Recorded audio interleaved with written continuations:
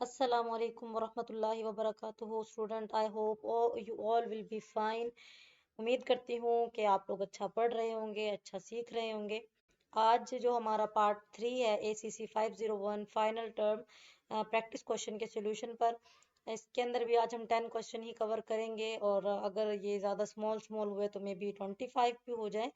तो कोशिश करूंगी अच्छे तरीके से समझाऊं। आप लोग भी लाइक सब्सक्राइब करना बिल्कुल मत भूलिएगा, इसको शेयर भी ज़रूर करें ताकि मेरे सब्सक्राइबर बढ़े और मुझे भी खुशी हो, आगे से आगे जज्बा मिले काम करने का और आप लोगों के लिए भी मे बी अच्छा ही होगा। आप लोग कमेंट में ज़रूर बताया करें अपनी फीलिंग्स को कि आपको मेरा पढ़ाना कैसा लगता है, कहाँ से समझ नहीं आता तो कमेंट सेक्शन पे आप आके ज़रूर बताइएगा। तो कोशिश करेंगे आज भी हम ज़्यादा से ज़्यादा कवर करें, अच्छे तरीके से पढ़ें। तो स्टार्ट करते हैं। बिस्मिल्लाहिर्रहमानिर्रहीम। आपका क्वेश्चन नंबर 21 है, a project generate cash flow. एक जो आपका प्रोजेक्ट है वो जनरेट कर रहा है कैश फ्लो 600, 800 एंड 1000 पहले साल, दूसरे साल और तीसरे साल के हिसाब से।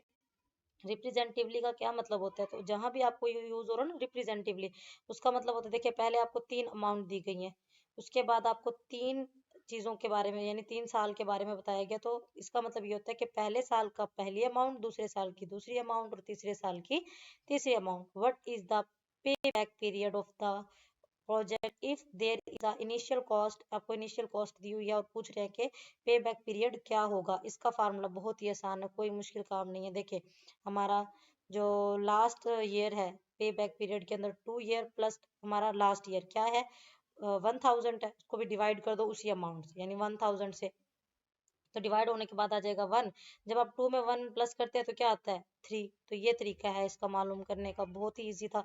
नेक्स्ट हम चलते हैं। इतना कोई खास इसके पीछे थ्योरी या फिर मैं कहूँ कि कोई कॉन्सेप्ट तो नहीं है, इसी तरीके से बस आसान सा सवाल है। नेक्स्ट क्वेश्चन हमारा question number 22, the investment cost आ रही है आप लोगों की 75, the present value of future cash flow is $150। compute the interpret and the profitability index PI for this investment।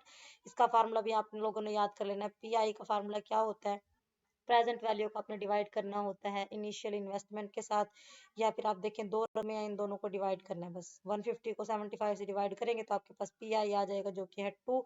This mean that the firm will obtain $2 for the every dollar invested. तो हर $1 के बदले में उनको $2 मिलेंगे। Next question की तरफ चलते हैं। Question number 23। हाँ जी, तो ये आपका है, calculate the projected operation cash flow for the project of EBIT depreciation and tax. ये देखिए यहाँ पे डेप्रिसिएशन और टैक्स दोनों बताएं और फिर आगे दो आपको रकम भी दी हुई है ईबीआईटी डेप्रिसिएशन और टैक्स की। देखिए पहली रकम ईबीआईटी के क्योंकि नाम पहला ईबीआईटी का है, दूसरी रकम आपकी डेप्रिसिएशन है क्योंकि उससे पहले सेकंड आपकी डेप्रिसिएशन के बारे में जिक्र किया गया, और थर्ड इज टैक्स क्योंकि तीसरा टैक्स के बारे में है। तो आपका फार्मूला ये आपका रिपीटेड है, आपकी मिड टर्म में भी यही फार्मूला आपको नजर आया होगा। तो हमारा ऑपरेटिंग कैश फ्लो का फार्मूला होता है EBIT plus depreciation minus tax. तो इसके अंदर ईबीआईटी की जगह पे डाल दो ईबीआईटी की रकम, डेप्रिसिएशन की जगह पे डेप्रिसिएशन की रकम और माइनस टैक्स की जगह पे टैक्सेस की रकम डालें और इसको कैलकुलेटर में डालें और अपना सॉल्यूशन निकाल लें। आज वाले क्वेश्चन बहुत ही ज्यादा इजी चल रहे हैं। दुआ है कि अल्लाह करे आपके पेपर में भी ये इजी इजी क्वेश्चन आए ताकि आप लोग अच्छे तरीके से इनको सॉल्व करके आए। देखिए थोड़ा सा बड़ा सवाल है, इसके अंदर चीजें ज्यादा पूछी गई होंगी, देखते हैं क्या पूछते हैं। If the following information is available for X Y Z company, X Y Z company है जिसके बारे में इंफॉर्मेशन दी जा रही है। इंफॉर्मेशन में इन्होंने हमें दिया हुआ है sales are 25,000 units, year is 8 unit. At 8 unit पे हर उसमें 25,000 सेल हो रही है। वेरिएबल कॉस्ट है 5, फिक्स्ड कॉस्ट है 15,000। देन आपकी प्रोजेक्ट लाइफ जो है यानी टाइम जो है वो 6 ईयर है and the project has no salvage value यानी इसकी सेल्वेज वैल्यू 0 है। प्रोजेक्ट कॉस्ट जो है वो 35,000 है, डेप्रिसिएशन 7,000 है, investment in net working capital is 15,000, the tax is 30। आपने क्या करना है, देखिए required to prepare its projected income statement. आपने इसकी इनकम स्टेटमेंट बनानी है। इतना सारा जो डाटा दिया है वो इसीलिए दिया हुआ है। देखिए सबसे पहले सेल्स की बात हो रही है, किस पे, 8 यूनिट पे। तो आप क्या करेंगे, सेल्स को मल्टीप्लाई करेंगे 8 के साथ, तो आपका आंसर आ जाएगा, आंसर आ जाएगा आपका 2 लाख तो ये आपकी सेल्स है।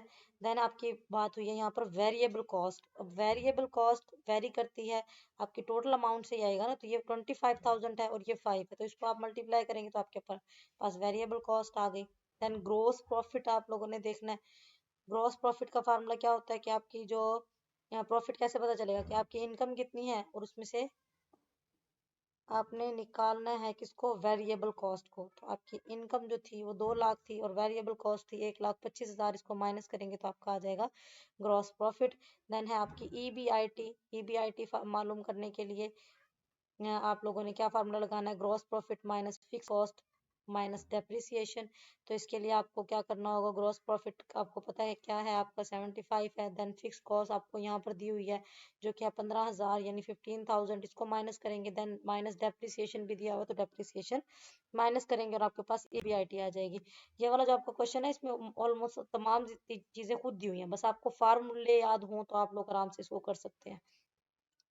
टैक्स जो है वो हमारा कितने परसेंट है, देखिए हमारी इस टाइम पे ईबीआईटी यानी अर्निंग बिफोर टैक्स जो है वो इतनी है। इसके बाद हमने इसमें से टैक्स भी तो निकालना है, तो टैक्स हमारा है 30%।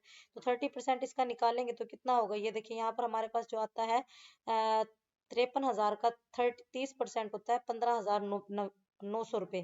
तो इसको जब आप माइनस करेंगे इसकी टोटल इनकम से, यानी 53,000 से, तो आपके पास आ जाएगा 37,100 जो आपका अर्निंग आफ्टर टैक्स होगा, यानी ये आपकी एग्जैक्ट अर्निंग होगी जो आप लोगों ने अर्न कर ली है। नेक्स्ट क्वेश्चन की तरफ चलेंगे। Suppose there is an operating cash flow. सोचें कि आपका ऑपरेटिंग कैश फ्लो जो है वो 1.5 लाख रुपए है। Net working capital has decline by 30,000, decline कर रहा है आपका जो नेट कैपिटल है या नीचे आ रहा है 30,000 के हिसाब से। And there was no capital spending during the year, कोई कैपिटल स्पेंडिंग भी नहीं हुई। Calculate the total cash flow. Total cash flow का फार्मूला आप लोगों ने याद कर लेना है। Operating cash flow, operating CF यानी operating cash flow minus change in net working capital और माइनस कैपिटल स्पेंडिंग। देखिए सब कुछ माइनस ही हो रहा है। पहला 15,000 यानी आपका जो ऑपरेटिंग कैश फ्लो था 15,000 माइनस आप लोगों का हुआ, क्योंकि देखिए इधर से अगर आप गौर करें ना आपका डिक्लाइन हो रहा है, कम हो रहा है, तो ये पहले से ही -30 है, तो ये आपका हो गया -30 माइनस, क्योंकि फार्मूले वाला था तो ये 2 माइनस हो गए, एक 30 का अपना माइनस है और एक ये फार्मूले वाला माइनस हो गया। और कैपिटल स्पेंडिंग जो है वो 0 है, तो उसको माइनस करेंगे, आपके पास आंसर आ जाएगा टोटल कैश फ्लो का। नेक्स्ट हमारा क्वेश्चन है, क्वेश्चन नंबर 26 है। Suppose the total cash flow is 1,20,000, net working capital is has increase. अब ये पॉजिटिव है, इसके साथ पॉजिटिव यानी जमा का निशान है। There is net capital spending for 20,000, net capital spending दी हुई और required to operating cash flow आप लोगों ने फिर से बताना है। वही वाला काम दोबारा करेंगे। टोटल कैश फ्लो का फार्मूला हमारा होता है operating cash flow minus change in an net working capital minus operate capital spending. इसके अंदर आप लोगों ने डाल देनी है। अब अगर आप चाहें तो ये देखिए इन्होंने रीअरेंज किया हुआ है वैसे तो, लेकिन आसान तरीका ये है कि आप टोटल कैश फ्लो की जगह पर उसकी अमाउंट डाल दें जो थी आपकी टोटल कैश फ्लो जो कि है 1,20,000। देन इधर आ जाएंगे हम, आपका है ऑपरेटिंग कैश फ्लो। अब आपका ऑपरेटिंग कैश फ्लो हमने मालूम करना है, तो ये हमारे पास नहीं है तो इसको ऐसे ही छोड़ देंगे, या इसकी जगह आप एक्स भी लिख सकते हैं, या इसको ऐसे भी रहने दें। उसके बाद है चेंज इन नेटवर्किंग कैपिटल, तो आपने चेंज इन नेटवर्किंग कैपिटल डाल देना है जो आपका था 20,000। देन आपने माइनस कर देना है कैपिटल स्पेंडिंग को, तो ये आपका यहाँ तक हो जाएगा माइनस कैपिटल स्पेंडिंग। अब देखिए हमने क्या करना है, इधर जो आपकी अमाउंट है ये जो है आपकी टोटल कैश फ्लो ऑपरेटिंग आपने मालूम करना था, इसको हम उधर लेके जाएंगे और फिर इसको हम इधर ले आएंगे। तो इस तरह से आपका भी हो सकता है, या फिर आप ऐसे भी कर सकते हैं कि ऑपरेटिंग कैश फ्लो इधर लेके आएंगे, क्योंकि आपका जो ऑपरेटिंग कैश फ्लो है उसके ये जितनी भी रकम है ये इधर है। फॉर एग्जाम्पल आपको, चले आप ऐसे देखें, ऑपरेटिंग कैश फ्लो को छोड़कर change in net working capital और कैपिटल स्पेंडिंग को आप इधर से उठाएंगे और इधर लेकर आएंगे इसके पास। देखिए इसके पास लेकर आएंगे, जब आप इसको इसके पास लेकर आएंगे तो आपको समझ आएगा। देखिए ये यहाँ माइनस का है तो इधर आके पॉजिटिव हो जाएगा, ये भी यहाँ माइनस का है तो इधर आकर पॉजिटिव हो जाएगा। तो आपके यहाँ पर क्या बचा, सिर्फ आपका बचा ऑपरेटिंग कैश फ्लो, और इधर आके क्या हो गया, total cash flow plus change in networking capital plus capital spending. फिर आपका ये वाला फार्मूला बन जाए। आप इसको इस तरह से करें, ये ज्यादा इजी आपको लगेगा। ये हो गया, देन आप डायरेक्ट इसकी रकमें पुट करेंगे, इनको ऐड करेंगे और आपका आंसर आ जाएगा। दोबारा बता देती हूँ ताकि आप लोगों को समझ में आ जाए यहाँ क्या हो रहा है। टोटल कैश फ्लो का आपके पास फार्मूला था, जिसके अंदर आपने operating cash flow, change in net working capital और कैपिटल स्पेंडिंग थी। आपको ये तो पता ही होगा कि अगर हमारे पास एक फार्मूला है तो उसके अंदर अगर चार चीजें तो हम उसको चार डिफरेंट फार्मूलाज में तब्दील कर सकते हैं बाय रीअरेंजिंग मेथड। तो इसके अंदर मैंने क्या किया, मुझे सिर्फ ऑपरेटिंग कैश फ्लो चाहिए था, मुझे ये दो चीजें नहीं चाहिए थी, तो मैंने क्या किया, इन दोनों चीजों को उधर ले गई। इससे क्या हुआ कि जो यहाँ पर पॉजिटिव था, सॉरी, जो यहाँ पर नेगेटिव था उधर जाके पॉजिटिव हो गया, और यहाँ पर सिर्फ ऑपरेटिंग कैश फ्लो बच गया जो मुझे चाहिए था। देन मैंने उसके अंदर रकमें पुट की और उसको निकाल लिया कैलकुलेटर के जरिए, बेस्ट होगा। और आप लोगों को एक थोड़ी सी एक सलाह भी है कि आप लोग अपना ना हैंड वाला कैलकुलेटर लेके जाइएगा, जो साइंटिफिक कैलकुलेटर होता है ना, लैपटॉप या जो कंप्यूटर वाला कैलकुलेटर होता है, बहुत सारे लोगों को बड़े मसले होते हैं उसको हल करने में, क्योंकि वो थोड़ा सा हमारे हाथ के ऊपर बैठा हुआ भी नहीं होता, और जो हम स्कूल में यूज करके आए हैं फर्स्ट ईयर सेकेंड ईयर में, तो वो ज्यादा इजी होता है क्योंकि वो प्रैक्टिस होती है हमारे ऊपर। आगे देख लेते हैं, हमारा क्वेश्चन नंबर 27 है, कंपनी परचेज इक्विपमेंट। अगर कंपनी जो है वो कुछ इक्विपमेंट या मशीनें लेती है, classified 5 year property for MCRS। ये एक मेथड है जो आपको अभी पता चल जाएगा, बहुत इजी मेथड है, कुछ मुश्किल नहीं है इसके अंदर। फॉर RS, अब आपका 1 लाख है, what would be the book value आपने बतानी है इक्विपमेंट की and of the second year using the depreciation percentage table. ये आपको दिया हुआ परसेंटेज टेबल, इसके मुताबिक अपने सिर्फ और सिर्फ कौन से साल की यूज करनी है, एंड ऑफ द ईयर की सेकंड की यूज करनी है। देखिए क्या करना है, सिंपल है। आपके पास कितनी परसेंटेज है, 6% है। इन्होंने सिर्फ कितने के बारे में बात की है, इन्होंने बात की है what would be the equipment and the end of the second year, 2 साल की बात की है। तो हम सिर्फ कहाँ तक लेंगे, 32 तक लेंगे। समझ आ रही है आप लोगों को, क्या करना है, ये कंफ्यूजन के लिए आपको इतना डाटा दिया, आपने करना इन सब के साथ कुछ भी नहीं है। आपने देखना है क्या मांग रहा है, वो कहता है 2 सेकंड ईयर यानी दूसरे साल तक का मालूम करना है, तो हमें तीसरा चौथा पांचवा छठा करने की जरूरत ही नहीं है। तो आपका जो क्वेश्चन है वो सिर्फ दूसरे और पहले और दूसरे पर ही है, यानी 20 और 32% पे है। तो डेप्रिसिएशन आपको पता है कैसे मालूम होती है, हम लोगों ने क्या करना है, 1 लाख को मल्टीप्लाई करना है 20% से, या उसको 100 से डिवाइड कर देना 0.20 से, और आपके पास आंसर आ जाएगा फर्स्ट डेप्रिसिएशन का। सेकंड ईयर की डेप्रिसिएशन कैसे मालूम करेंगे, देन हम सेकंड ईयर के परसेंटेज को मल्टीप्लाई कर देंगे, तो आपका ये वाला आंसर आ जाएगा। यहाँ तक आप लोगों को आई होप समझ आ गई। अब बुक वैल्यू क्या होती है, बुक वैल्यू सिर्फ आपने दूसरे साल की मालूम करनी है, पहले साल की नहीं मालूम, sorry, end of the second year, इन दोनों सालों की मालूम करनी है। तो क्या करेंगे, ये वाला जो आंसर है ना उसको टोटल से माइनस कर देंगे, ये वाला आंसर टोटल से माइनस हो जाएगा। अब देखते हैं कैसे हो रहा है। देखिए 1 लाख माइनस 20,000 होना चाहिए, ये आपको नजर आ रहा ही होगा, फर्स्ट ईयर में 1 लाख माइनस 20,000 है। अब हमारी जो अमाउंट है ना प्रेजेंट वैल्यू, पहले हमारी ये थी, अब क्योंकि हमने माइनस किया तो अब मेरे पास ये है, इसमें से फिर मुझे डेप्रिसिएशन करना है। इसकी मिसाल इस चीज से आप ले सकते हैं, फॉर एग्जाम्पल अगर आप कोई चीज खरीदते हैं 5,000 की 2 से 3 महीने पहले, तो हर महीने के हिसाब से उसकी परसेंटेज कम हो रही है। अब आपने 50,000 की खरीदी, पहले महीने उसकी 10,000 पे कम हो गई कीमत, तो अब वो आपके पास कितने हजार की है, 50 की तो नहीं है ना। अगर मजीद डेप्रिसिएशन आ रही है तो आप ये तो नहीं कहेंगे 50,000 से 10% और निकालेंगे, नहीं। आपके पास 50,000 पहले से, जिससे 10,000 निकल गए, अब आपके पास 40,000, अब आप 40,000 से निकालेंगे नेक्स्ट परसेंटेज, तो हमारी नेक्स्ट परसेंटेज निकलेगी 80,000 में से, जो कि 32,000 है। तो आपकी अब जो डेप्रिसिएशन के बाद टोटल अमाउंट आपकी किसी भी चीज की बचती है वो है 48,000 रुपीज। नेक्स्ट क्वेश्चन की तरफ अब हम चलते हैं, हमारा है नेक्स्ट क्वेश्चन 28 है। इसके अंदर वो क्या कहते हैं, स्टार कंपनी परचेज करी है इक्विपमेंट 3 साल के लिए है, वही वाला मेथड आ गया दोबारा से। अब आपकी जो फुट, ये जो आपकी इनिशियल है, या आपके पास टोटल अमाउंट है, ये है 4 लाख रुपए, और आपकी परसेंटेज अब पहले आप लोगों को टेबल में दी हुई थी, अब वैसे रफ दी हुई है तो कोई मसला नहीं है। देखिए चार दिया आपको, दी हुई है 4 साल की, ये परसेंटेज आ गई। Representative you required to calculate depreciation MARC method, ये जो आपका मार्क्स मेथड है, इसके मुताबिक हमने करना है। और बुक वैल्यू भी एंड में बतानी है ऑफ फर्स्ट ईयर, सिर्फ पहले साल की बुक वैल्यू बतानी है हमने, ठीक है। अब क्या करना है, इन्होंने ये नहीं कहा कि आपने डेप्रिसिएशन सिर्फ पहले साल की बतानी है, बुक वैल्यू पहले साल की बतानी है और डेप्रिसिएशन हर साल की बतानी है। तो इसके अंदर हम टेबल बना लेके सिंपल सा, 4 साल है तो 4 तक हमने गिनती लिख लेनी है, दूसरे में डेप्रिसिएशन है, तरीका मैंने आप लोगों को बता ही दिया। पहले साल की डेप्रिसिएशन, दूसरे साल की डेप्रिसिएशन, तीसरे साल की डेप्रिसिएशन, और यहाँ पर आ गई चौथे साल की डेप्रिसिएशन। सिर्फ हमने क्या करना है, अब पहले साल की हमने बुक वैल्यू मालूम करनी है, पहले साल की डेप्रिसिएशन निकालेंगे और उसको हम माइनस कर देंगे टोटल अमाउंट के साथ, तो आपकी बुक वैल्यू आ जाएगी। नेक्स्ट क्वेश्चन पे चलते हैं आप। और हाँ, यहाँ पर उस तरह से नहीं होगा जैसे हमने पीछे वाले मेथड में किया है, क्योंकि उन्होंने हमें 2 साल की कैलकुलेट करने के लिए कहा था और पूछा था आफ्टर परसेंटेज कितनी हो जाएगी। अगर आप यहाँ पर गौर करें, वैसे तो यहाँ पर 4 लाख ही लिखा हुआ है और इसकी 44,000 है। ये मैं आपको निकाल के दिखाती हूँ, थोड़ा सा टाइम तो लगेगा लेकिन हो जाएगा। ये है आपके पहले साल की 4 लाख, मल्टीप्लाई करना है आपने 33.33 से,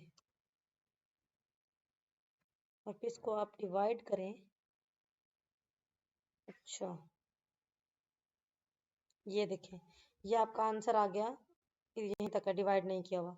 नेक्स्ट जो है वो आपकी परसेंटेज है, चेंज है, देखिए गौर करें आप जरा, कहाँ चला गया, ये रहा, देखिए ये पहले साल की निकलाई, मैंने निकाल के दिखाई। देन आपको इसी से ही मल्टीप्लाई करना है नेक्स्ट ईयर की, देन उसी से मल्टीप्लाई करेंगे, फिर नेक्स्ट ईयर की आएगी, फिर हम टोटल अमाउंट से मल्टीप्लाई करेंगे तो नेक्स्ट ईयर। अगर आप यहाँ पर गौर करें, पहले जो अमाउंट है वो कितनी ज्यादा है, देन डिक्रीज हुई, फिर डेप्रिसिएट हो गई, फिर से डेप्रिसिएट हो गई।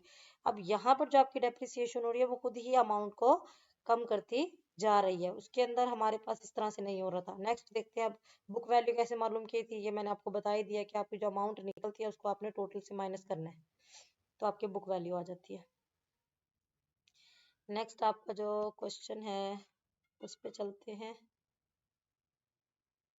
अच्छा जी, 29 है, suppose a stock had an initial price 8, initial price 8 है पहले स्टॉक की, शेयर 1 ईयर अगो, पहले साल 1 साल पहले, इट पेड डिविडेंड, उसने डिविडेंड दिए थे, यहाँ पर डी दिया हुआ है पर share, what will the dividend yield, ये दोबारा से सवाल रिपीट हो गया, देखिए पीछे वालों की तरह ही है, इसको डिवाइड करना है आपने किससे, ये जो आपका डी है, डी डिवाइडेड बाय आर, देखिए रेट यानी प्राइस दी हुई है आपको, पर शेयर के हिसाब से उसको डिवाइड कर देंगे आप किसके ऊपर, डिविडेंड के ऊपर, तो आपका आंसर आ जाएगा। बहुत आसान है, ये तो लिखा हुआ है, डिविडेंड यील्ड बराबर है dividend divided by beginning price.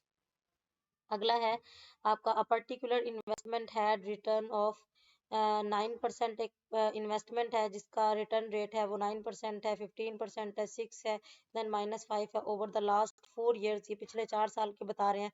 Find the variance and the standard deviation. बच्चों बहुत ज्यादा इंपॉर्टेंट ये आपका क्वेश्चन है, बी अटेंटिव, अच्छे तरीके से इसको गौर से सुनिएगा। ये कैसे होगा, पहली चीज, आप लोगों ने जब वेरिएंस मालूम करना है तो उसके लिए आप लोगों को तीन चीजें मालूम करनी होती है। सबसे पहले आपको एवरेज मालूम करनी है, देन आपने उसका मीन मालूम करना है, या फिर मैं कहूंगी कि आपने डेविएशन फ्रॉम मीन मालूम करना है, और एक्स लास्ट में उसका स्केयर डेविएशन लेना है, उसके बाद ही आप वेरिएंस मालूम कर पाएंगे। तो ये चीज आप लोगों ने याद रखनी है कि पहले आपने क्या मालूम करना है, एवरेज, देन आपने deviation from mean, and third आपने स्केयर लेना है उसी डेविएशन फ्रॉम मीन का, और उसको टोटल करके आगे वेरिएंस मालूम करना है। अब देखिए, आप टेबल बनाए तो ज्यादा बेहतर है, पहले 4 साल है तो 1 2 3 4 का आपका टेबल बनेगा। नीचे चलते हैं थोड़ा सा, देखें उसके बाद मैंने क्या कहा था, एवरेज चाहिए हमें। पहले तो हमारा एवरेज क्या आएगा, कैसे मालूम करते हैं, मैंने बताया था एवरेज क्या होता है, नंबर ऑफ टर्म को डिवाइड करते हैं सम ऑफ ऑल द वैल्यूज के साथ, यानी देखें इस सबको जमा कर रहे हैं, क्योंकि ये माइनस का था तो इसलिए ये माइनस का आ रहा है, क्योंकि 4 वैल्यू थी तो नंबर ऑफ टर्म से डिवाइड किया, मीन वाला फार्मूला लग रहा है, summation X divided by N वाला, ये टोटल 25 बनता है, इसको 4 पे तकसीम करो तो 6.25%, और ये तमाम का यही है, देखिए यहाँ पर ये तमाम का यही आएगा। उसके बाद आप लिखेंगे उनका रियल क्या था, एक्चुअल रिटर्न क्या था, पहला था 0.09, दूसरा था 15% तो 0.15, तीसरा था 6% तो 0.06, और चौथा था 5, तो इसको हम लिखेंगे -5 था ना, इसलिए ये 0.05 ब्रैकेट के अंदर है।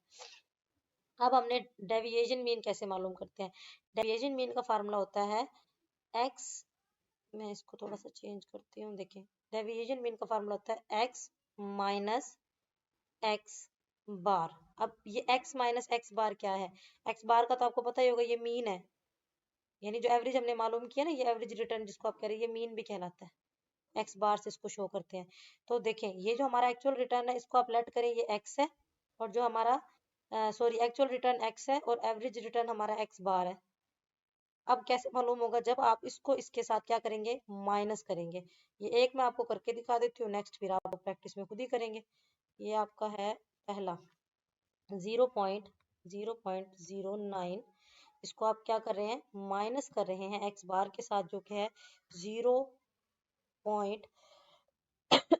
Sorry 0.625, 6.2 and 5 enter. ये देखें आपका आ गया सेम टू सेम आंसर, जो आपको यहाँ भी दिखाई दे रहा होगा 0.027। इन तमाम को आप माइनस करेंगे और आप ये वाली तमाम वैल्यू फाइंड आउट कर लेंगे। नेक्स्ट सॉरी नेक्स्ट है हमारा स्केयर डेविएशन। इसको ये कैसे मालूम होता है? इसका हमने क्या करना होता है, ये जो आपका आंसर आया ना, इसी का स्केयर आप ले लेंगे। ये भी मैं आपको लेना दिखाती हूँ, अभी देखें। आपका है 0.0275, 0.0275। इसकी पे आप पावर कैसे लेते हैं? अगर आपके पास ये वाला कैलकुलेटर है तो ये अगर आप कंप्यूटर वाला यूज करें तो ये x की पावर y है ना, इसको प्रेस करेंगे। ये प्रेस करते ही आपके पास यहाँ पर ऐसे हैट नुमा कोई चीज नजर आएगी। और अगर आप कैलकुलेटर लेकर जा रहे हैं तो उसके अंदर ही ऐसा बटन होता है जिसके ऊपर हैट बनी होती है, वो करेंगे आप। और इसका स्केयर लेंगे, यानी 2, स्केयर का मतलब तो पावर 2 होता है ना। ये देखिएगा आपका वही आंसर आ जाएगा।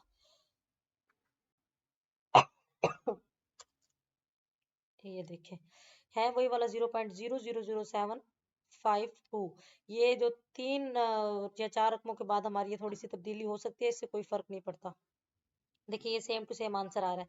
इसी तरीके से आप इन सब का स्केयर लेंगे, इनको आपस में माइनस करेंगे, आपके पास आ जाएगा डेविएशन ऑफ मीन। देन आप इसको क्या करेंगे, इसका स्केयर ले लेंगे, इसी की पावर का 2 ले लेंगे। तमाम के साथ हम पावर ले लेंगे, यानी 2 पावर लेते जाएंगे, यानी स्केयर मालूम करते जाएंगे, और आपके पास आंसर आ जाएगा किसमें, स्केयर डेविएशन में। अब इस स्केयर डेविएशन को आप करेंगे ऐड, यानी इन तमाम रकमों को एक दूसरे से आप जमा करेंगे तो आपके पास ये वाला आंसर आ जाएगा। ये जो है ये हमें चाहिए था। ये जो सारा काम किया ना हमने, इसके लिए किया। अब वेरिएंस का फार्मूला देख ले। वेरिएंस का फार्मूला क्या होता है? वेरिएंस का आपका फार्मूला होता है, ये वाली अमाउंट किसकी है, square deviation divided by number of terms minus 1। Number of term कितनी थी, 4 थी, माइनस 1 आ गया, और ये हमारा था स्केयर डेविएशन। तो इसको हम करेंगे तो आपके पास ये वाला आंसर आएगा। ये भी 4 में से 1 को माइनस किया तो यहाँ 3 आ गया। जब इसको 3 पे डिवाइड करेंगे तो ये वाला आंसर आ गया आपका वेरिएंस का। अब वेरिएंस के बाद स्टैंडर्ड डेविएशन, क्योंकि दो चीजें पूछी थी ना, एक तो वेरिएंस और दूसरा स्टैंडर्ड डेविएशन।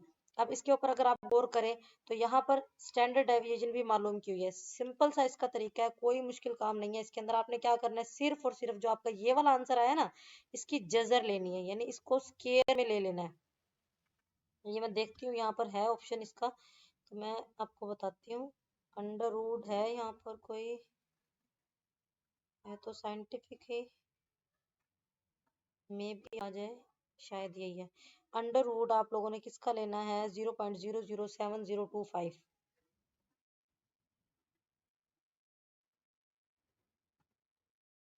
25, तो ये देखिए मे भी नहीं, इससे सही नहीं आ रहा। इसमें जजर का अगर आपको पता हो तो वो आपने लेनी है, वरना जो आपके पास है कैलकुलेटर है तो उसके अंदर आप डालेंगे तो आपका ये वाला आंसर आ जाएगा। ये मैंने करके देखा हुआ है। नेक्स्ट आपके 30 क्वेश्चन हो चुके हैं, टाइम भी काफी हो चुका है। तो इनशाला जो हमारे नेक्स्ट क्वेश्चन बचे हुए हैं वो हम अगली वीडियो में करेंगे। आई होप आप लोगों को अच्छे तरीके से समझ आया होगा। जितना आप लोगों ने पढ़ा है उसके साथ साथ प्रैक्टिस करेंगे तो ये वेल एंड गुड हो जाएगा आप लोगों के लिए। आप लोगों ने अपनी दुआओं में मुझे और तमाम लोगों को याद रखना है, अपना ख्याल रखना है। टेक केयर, अल्लाह हाफिज।